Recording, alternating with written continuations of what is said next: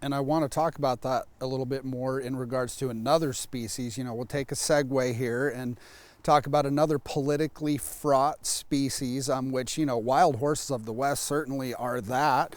But let's talk about the Tule elk. You've recently infused yourself into that battle. I mean, first off, I guess, tell me about your connection with that animal. It's about at 1% of his historic numbers, endemic to California. What's your connection there, and how far does that go back? Well, growing up actually down the road in the Concord-Clayton area, our house, our property backed right into this area. It was a naval weapons station called Port Chicago, and they had a Tule elk reserve right there. So literally, I would go right out to my backyard, and they had a little fence, but still enough where a little kid can put their hand through. And so I would sit there and feed the Tule elk. And do what? It was feeding the wildlife. Yeah, I know, right? Tell a little kid not to. I was feeding them the good stuff, fruits and stuff. But I'd feed the Tule elk, and I would just sit there and have my little coloring book and just sit there with them. So I had this connection with them, and they almost kind of thought they were like our pets because they were in our back. They were right there on our property. So. Now going forward to present day, I started to hear about what was going on with the Tule elk and finding out that they were deprived of water and food and at Point Reyes. At Point Reyes National Historic Park, and that they were putting fencing around so they weren't able to get to their food. And when you first read headlines, I'm not one to just read headlines. I'm like, let me read exactly what's going on. So I started reading what's going on. I was infuriated by what was going on. I started talking to my lobbyist. I was like, what can we do here? And he started saying the different congressmen that we could talk to, but he didn't think that they were budging, and that's when it was really weird. Did you talk to Jared Huffman? Exactly, yeah. So just checking. Yeah, so my lobbyist did, I didn't.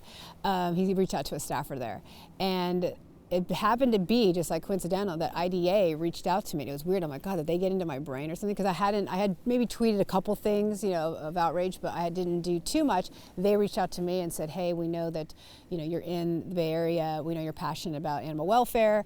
Can you get involved? Can you lend your voice? And you on this topic? Would you come down? Would you see what's actually going on? Can you help us and get the word out and your, outreach. And so, of course, I never say no when it comes to animals. And so I was able to start talking with Jack and Natasha from IDA, and, started to get more and more educated on what was going on.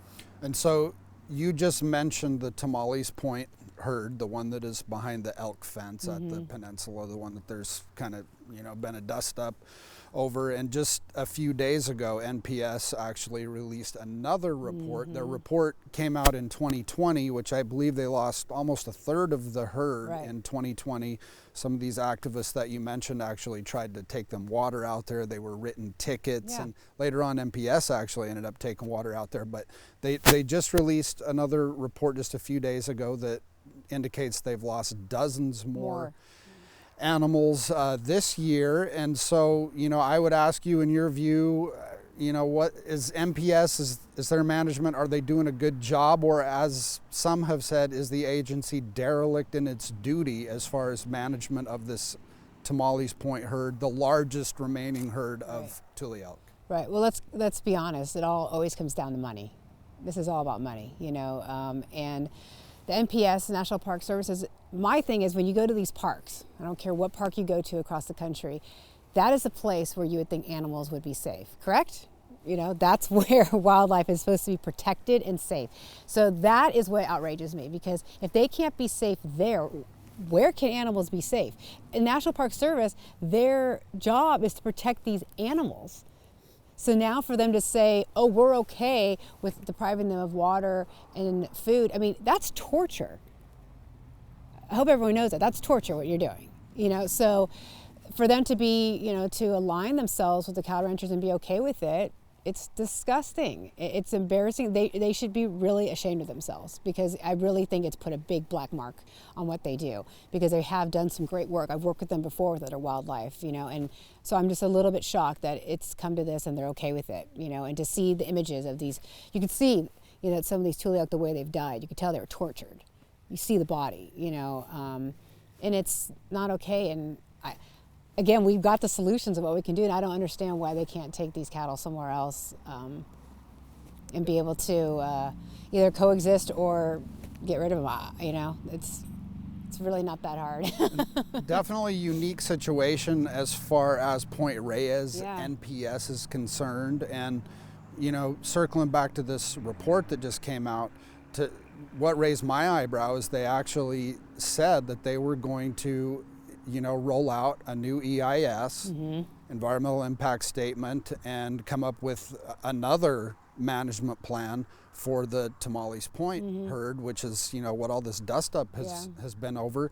In your view, what should that plan look like, this new GMP that they're going to roll out? Well, I also want to say, I also failed to mention there was a time where they wanted to, and you can correct me if I'm wrong, where they actually were thinking about just shooting them to get rid of them. In the Drake's Beach herd, yeah. they've part of the alternative B was they set a cap on that herd, and so it's been said that if that herd actually grows, right, that they would shoot them. I mean, the best solution is to let the Tule elk live as they've been living for, I think it's 10,000 years, what I read, and to have the cattle ranchers find another area.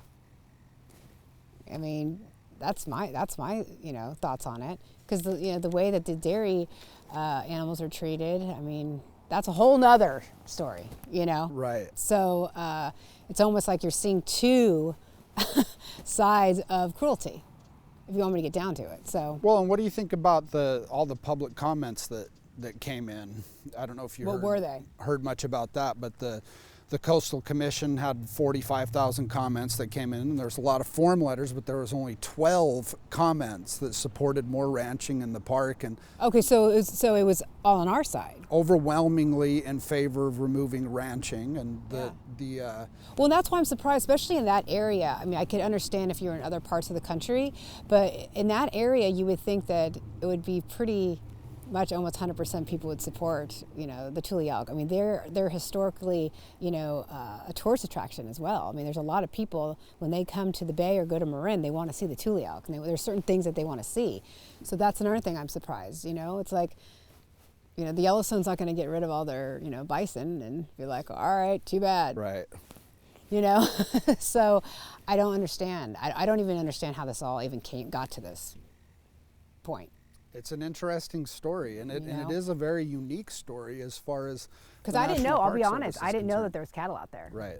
Well, and so on that topic, it is a little bit more of an obscure issue, and especially as far as the National Park Service, because, you know, you think of Yellowstone, you think of these bison, or you know, you think of Bryce National Park, or you know, you have these images in your head of what, when you think of that park, what animal, right? Right.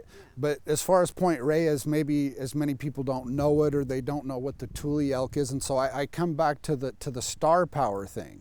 You know, how you know, how do you mobilize star power, you know, on an issue like this, that's this kind of more localized issue? And, you know, is that something that you're looking to do to, you know, get more prominent voices involved, and would that help, and how do you go about that? Well, of course, yeah, I'm always trying to get more prominent big names involved in this, but not just locally, because I think nationally, if someone lives somewhere, you know, I've got a lot of friends, athletes, and, you know, different celebrities that live across the country, but they don't like what's going on, and they may not have some roots to that area. What's right is, you know, is right, what's wrong is wrong, and they want to lend their voice to that, to let people know this isn't okay. You can still be outraged, you can still, you know, do your part to try to get people aware of what's going on. But when I talk to the majority of the Bay Area, from media to prominent figures, you know, they're all like, they don't even like go, well, tell me more. They go, no, that's bullshit. The Tule elk should be there. Right. They don't even need to know much more. But not a lot of people know about this issue.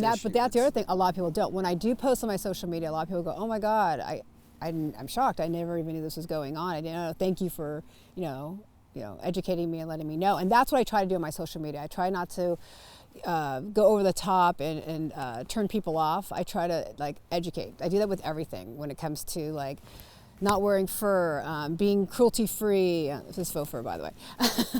Trying to be, you know, cruelty-free. I mean, everything. I just try to educate. It's more like, well, hey, well, you know, I like to wear fur. What's the problem? Then I show them videos and I show them different things, and they're like outraged. Now, if I show you a video and I show you what happens, and you're still like, I don't care, then you're just a piece of shit human. But if you're not educated in it, I give you the time to understand. Just like the same thing of like people stop eating meat. I'm not going to be that person who's like cold turkey, you need to stop eating meat, but stop your intake of meat, red meat, beef. Then maybe you stop eating pork.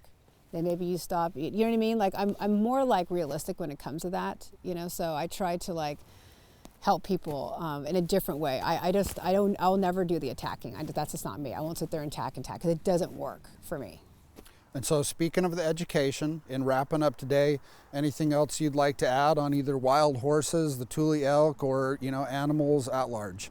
I think between the horses and the Tule elk, there's so many more, other issues, animal welfare issues that always need help. They always need backing financially. They always need help with, voices, networking, the outreach. So it's kind of, depends on you. But for me, it's like I'm always trying to align myself with, saving the dolphins, saving the whales, saving the, the wolves in Idaho. There's so many different different animals that need our help, and it's really unfortunate that we always hear so much tragedy with animals, but at the end of the day, they need our voice. They can't speak. They can't go to Capitol Hill. They can't say what's going on. So they need us. They need us humans to help. And so I'm always just trying to get more people involved. And I always tell my friends who love their dog and cat, love your dog and cat like you're going to care about the cow, the pig, the wild horse, the Tule elk, the goldfish. You know what I mean? Like, you have to care about all animals, not just the ones that happen to be nestled in your home,